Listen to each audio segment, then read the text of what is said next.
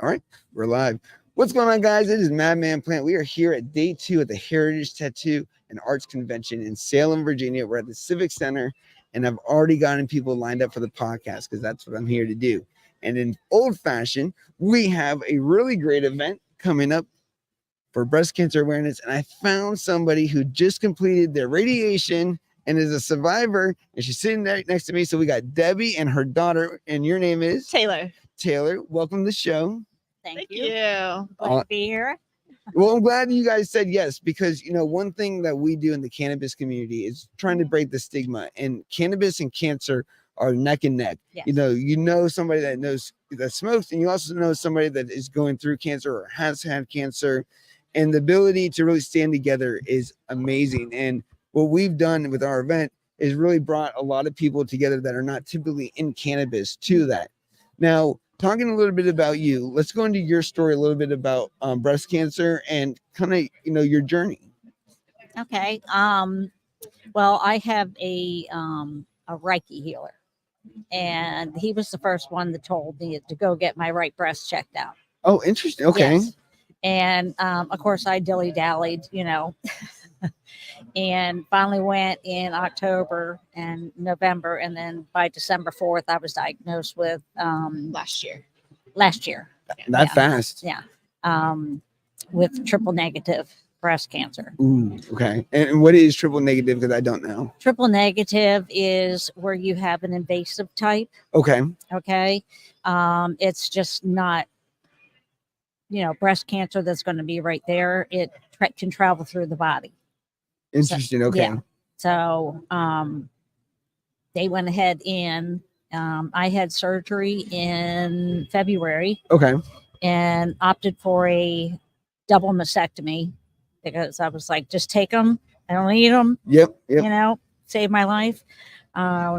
So I did that, and they had to take part of a lymph node because it had gone into my lymph nodes too. Oh, wow. So that lymph flows up in your neck area? It was or? under my arm. Okay. Yeah, it was there. And so That then qualified her to be stage 2 because it had traveled Yes. to a lymph node. Stage Yeah. 1 is just where it stays in place. Stage 2 where it travels to lymph node. Interesting. Stage Okay. 3 if it travels somewhere on the same plane, and then stage 4 if it crosses over the body. So it was on one side. So if it crosses over to the other side, then that would consider it stage 4 breast cancer or Wow. any Okay. type of Right. cancer. right. So 4 is the last, and that's where it's just going. Yeah. Yes. Yeah. But you can still recover from it, Yeah. because I know somebody who has. Fantastic. Yeah. That's And awesome. so what was I going to say? So you were going, they found it in the lymph node. You had just gone into stage 2. Yeah, I just got into stage 2. When they went in and everything, they found out I had 2 different types. Interesting. Okay. And that was the one that was invasive and one that was not. How does somebody be able to determine that breast cancer, that portion is not? Because they went in and I opted for a they mastectomy. biopsied They biopsied it. Yeah.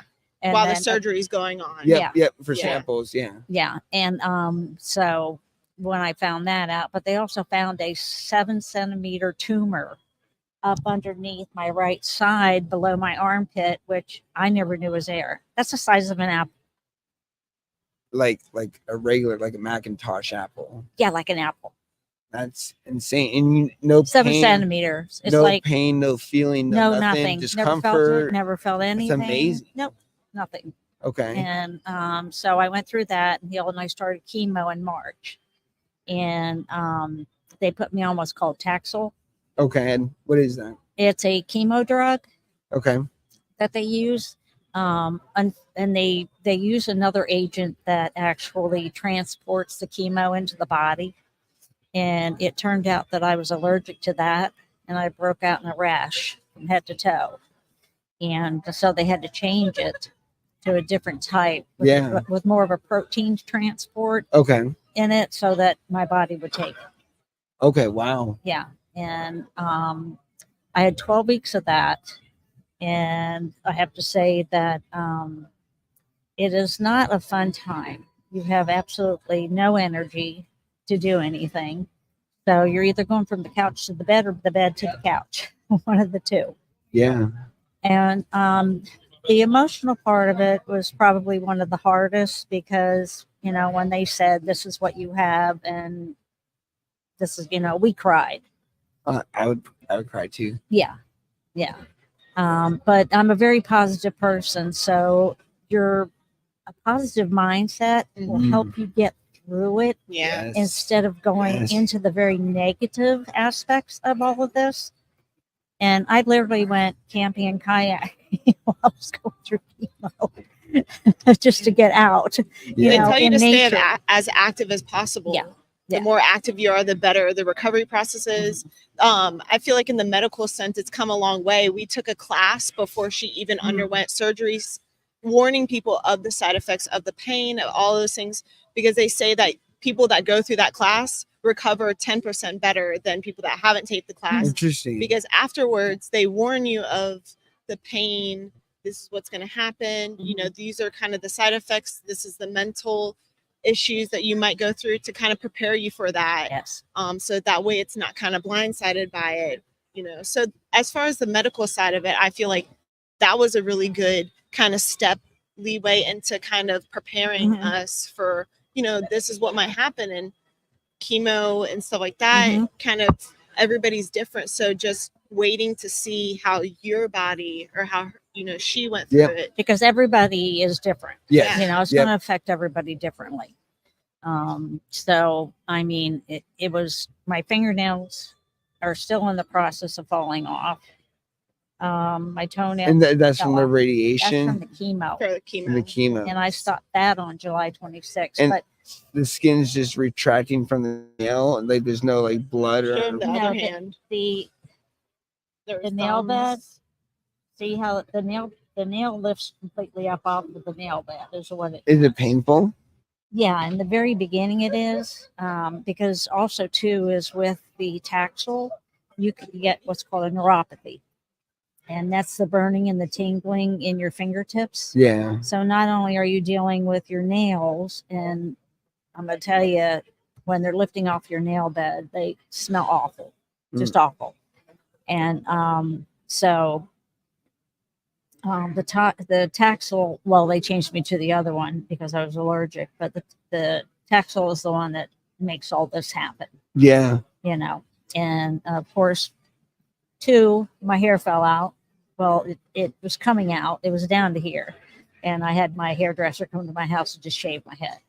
I think there's power in that. You know, you see a lot of videos. I've never been in a position I mean, I shave my head quite often, but not because, you know, I've had to, especially for a woman. You know, it's a lot different because, you know, in a way, your smile, your hair, your eyebrows, your, you know, your expressions, they're all part of like who makes you, you know what I mean? And I feel like in a sense, you know, how did you internalize that? Did you see it as power? I'm in control. I'm going to just shave it off now. Or was it something where you felt like you were losing control while your hair was being cut off? No, as a matter of fact, we laughed at the different haircuts that she was doing While they were shaving coming up? it, That's yes. actually quite funny. Yes. And I mean, for me, I'm comfortable with who I am. Yeah, and you still look great. So if, you know, I mean, without hair, I wore little beanies all Yeah. the time too, because I realized why guys that are bald wear beanies all the time. Cold. Yeah, because their head gets cold. And I found out, well, that's really true then. Okay, now I know. But yeah, so like I said, I had to go ahead and shave it off. Is what I did. Now, moving from that, what would you say the hardest part of the journey was? Like, I guess maybe the most emotional part where maybe it really set in, or you really felt like you may lose this battle. Like, and what was that like? I never thought I'd lose the battle, to tell Great. you the truth, Great. because Probably it's why you're just- still here. that's, yeah. I mean, that's my mind, you know, like I said, I think positive. Yeah. Probably the most mental part was you really kind of feel alone somewhat. You really do. It's kind of a, you know, you feel lonely because you're home and you're by yourself. Yeah. And she came over and everything, and which really helped. And she helped me out so much. She went through my whole journey with me. You That's know, fantastic. right by my side. and so did her husband. And but I definitely have to say that I'm usually a very active person, and then you're not active at all, pretty much at all. And that was probably the hardest part for me, was not being able to go out and do what I love to do. Yeah. That was probably harder than anything. I mean, as far as having a double mastectomy, they do not define who I am. So it didn't matter to me. Yeah. Just like my hair doesn't define who I Nope. am. So, you know, it's, I mean, it was really okay for me. And what about you as the daughter? Yeah, I mean, I think like she was saying, as far as being a very active person, Yeah. I mean, from the get-go, I will say I'll give it to her as far as, you know, the positivity behind it.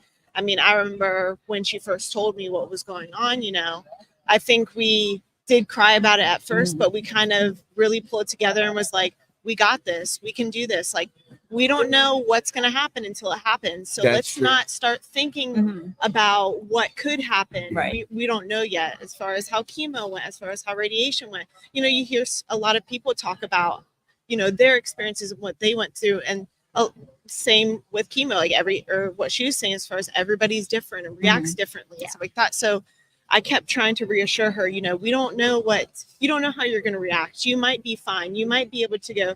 Like she said, she still tried to stay active. They really encouraged her to be active. Kayaking is, camping is her favorite thing. I mean, we go to a music festival every year.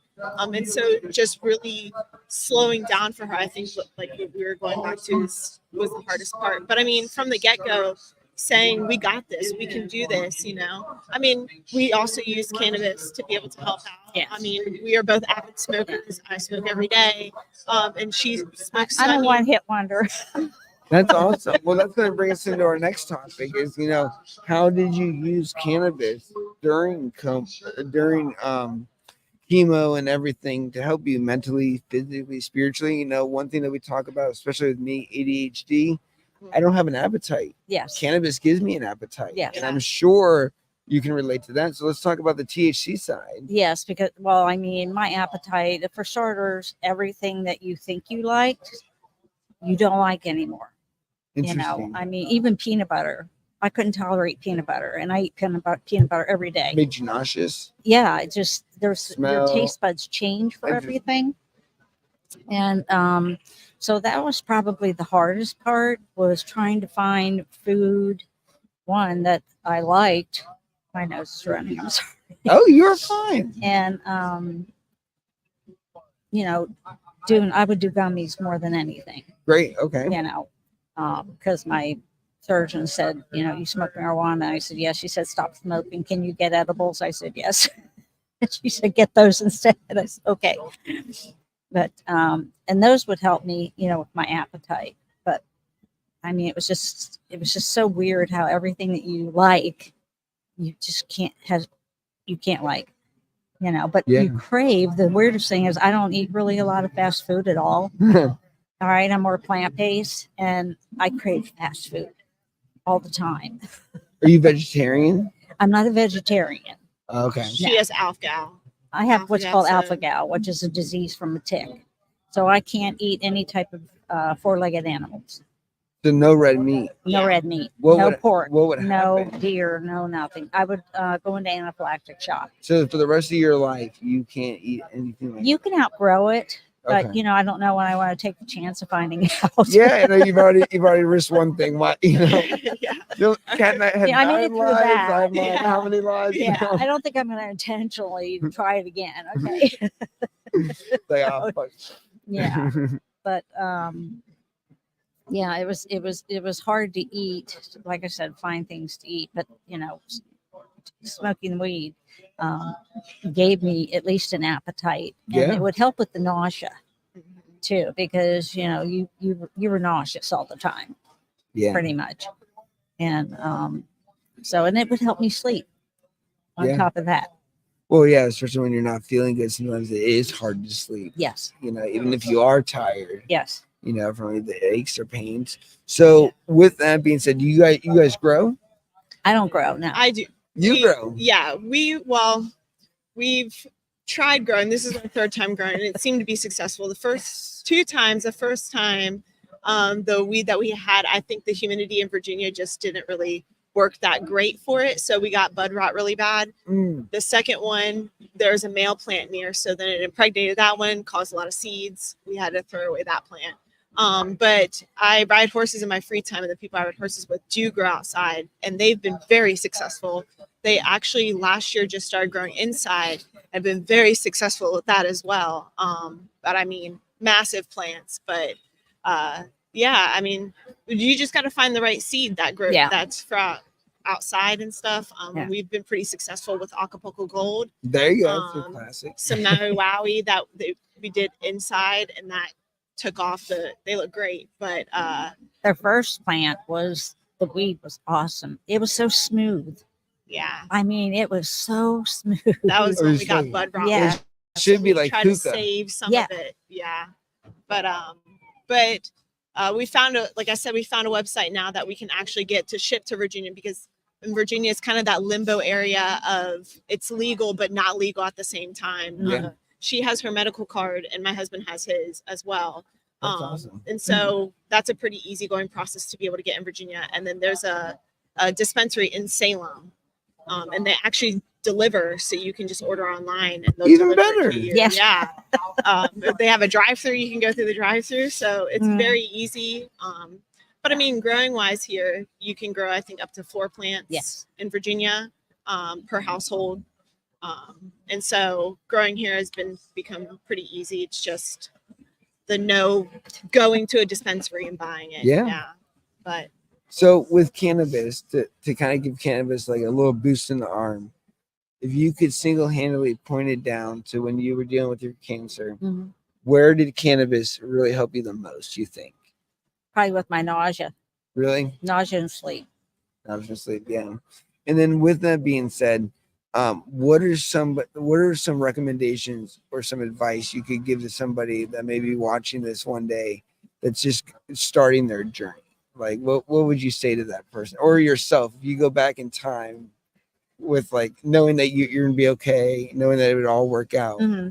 What would you have gone and let yourself know? Or That it was going to be okay. It was going to be one heck of a journey, or one hell of a journey to go through. But at the end of it all, you really kind of find yourself. yeah, Yes. And the whole thing is just try to stay positive. And a lot of people say, well, how can you stay positive? Well, you just stay in the here and now is what you do. day by day, Yeah. Yeah. And really day by day. yeah. And I watched a lot of TV that's good. and I had to watch stuff that was very low. I didn't want anything that was too intense. So I started watching golf and things like that, and Bob's Burgers, just crazy stuff like that. But yeah, so I just, I kept everything. I want everything calm. Yep. No, I didn't want any type of, chaos whatsoever going on. And I'm still that way. Yeah. But, I'm to the point now, and you also learn too who you want in your life and who you don't want in your life. And sometimes it takes weeding out friends. Oh no! So- This year I've cut off certain people that I've been friends with for a long time. I played a big part Yes, in their life, but if they don't serve you purpose, they gotta go. they got to go. Absolutely. Yeah, 'cause I agree It could be 100%. as cancer as the actual cancer that you were experiencing. Sure, You know what I mean? sure. You got to realize how people affect your life, Yeah. and I call them, life suckers, and I don't want any life suckers around me. That's No, my not whole at all. thing. You just by the time you're done, you feel depleted, and you got to try to get your energy back to where it should be. Yeah, and you definitely, when you're going through, something like cancer, you don't want these kind of people around you whatsoever, because you need all that positive energy that you can get. And Yeah. nature plays a big part too. life and experience. You know, have you ever heard of Tim McGraw's song "Live Like You Were Dying"? Oh, of course. Yeah. Was it much like that in the beginning? You know, the first couple of days, like just trying to figure out what's going to happen and all that, to just living it through, to just going wild. It seems nature, good people, experiences, you know, healthy living. That's kind of right now. I was that way anyway Yeah. because I was in nature. I tent camp. I kayak. I call it my happy place. Yeah. And that's what balances me and gives me my energy back. So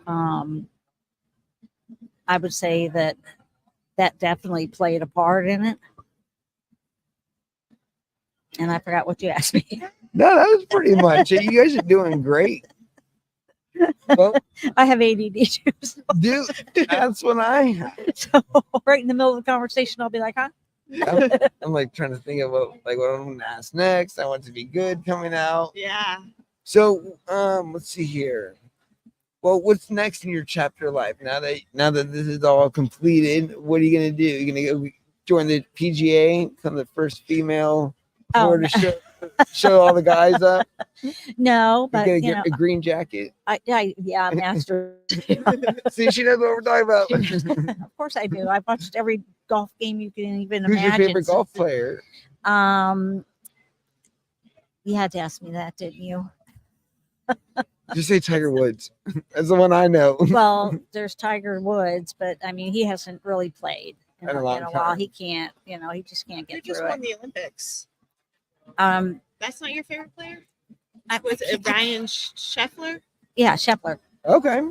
Yes, it was Scheffler, and there's a few of them actually. I mean, there's Bradley, there's McIlroy, there's a bunch out there that. No Shooter McGavins. Huh? No Shooter McGavins from Happy Gilmore.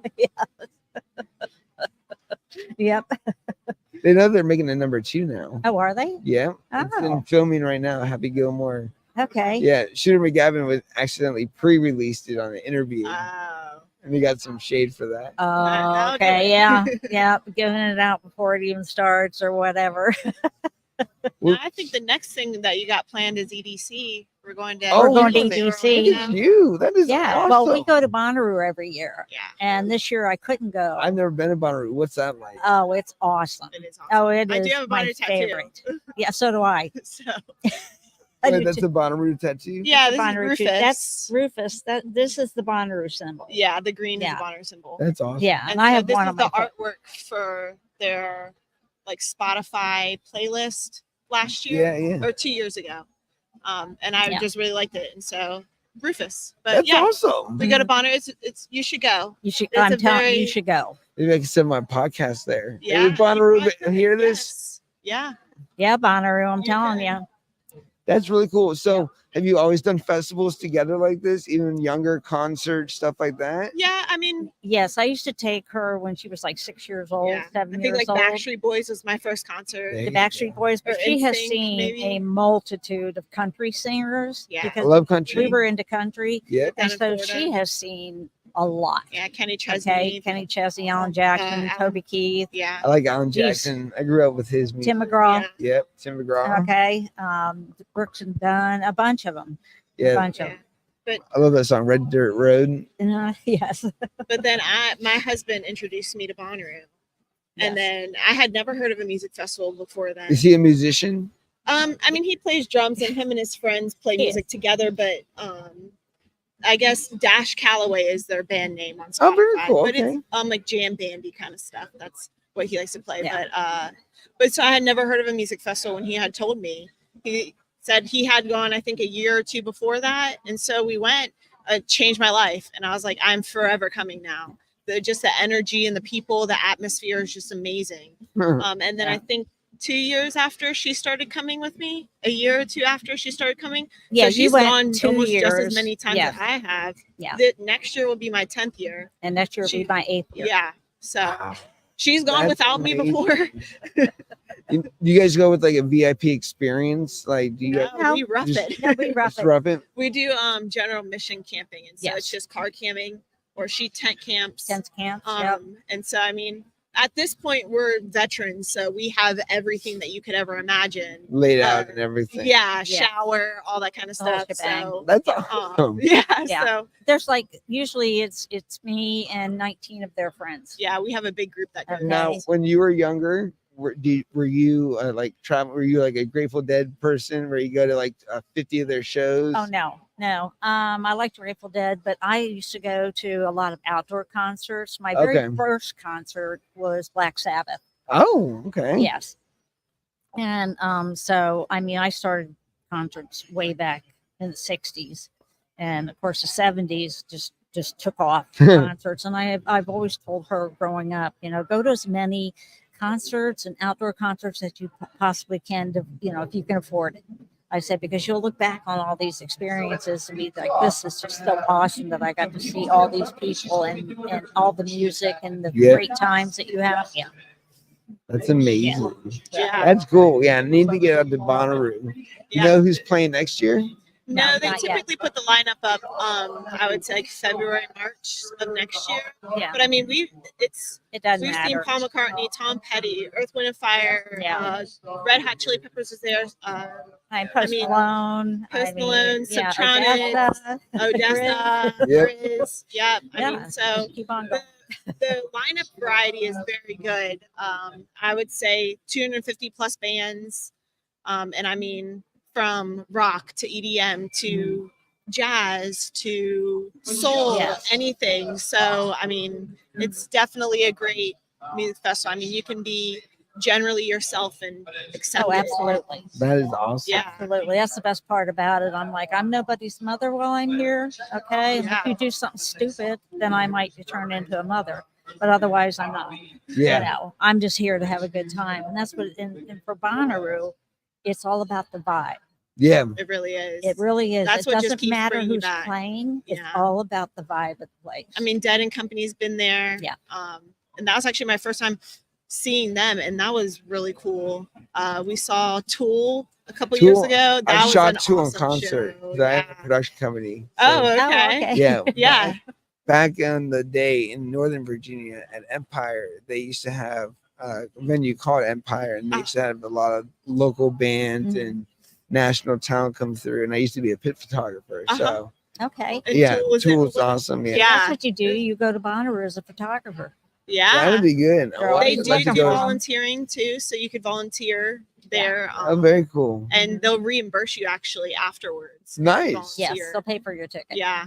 That We've is- had a couple friends do that before, but I like to go and be able to do what I want when I want. I mean, the music plays from Wednesday to Sunday, and 24/7. yeah, That's awesome. so it's on a farm in Tennessee. Yeah. So it's pretty much, Mhm. like I said, be who you are, be what you want. Yep. Come Our as you whole are group type dressed deal. up like Yes. bananas last year for Bananaroo. That's funny. So our whole group will come up with different themes and dress all. And I mean, there's You 20 guys of go us. like, I was just gonna ask how many. That's a 20. Yeah. yeah, like 20. and I And mean, that's your husband too. He's a big. I'm not married. Oh, I'm single. I Well, do she's what single. I do what I want you know what? There's freedom in that.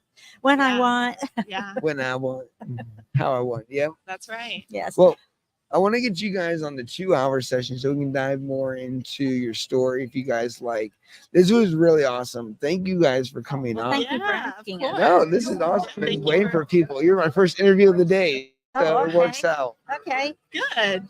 But guys, we got more podcasts coming your way. Stay tuned, and we will see you very, very soon. Oh, wait, do you guys have social medias or anything? Oh yeah, of course. Oh, well, shout them out.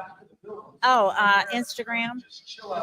What's your Instagram? Where can people follow you or find you? I think it's Debbie Do 617. Okay, and And mine's Tater Tot 420. Tater Top for 20. All right, we'll make sure to tag that too when these go up there. All right. But that is awesome. We'll see you guys soon. Peace. Thank you.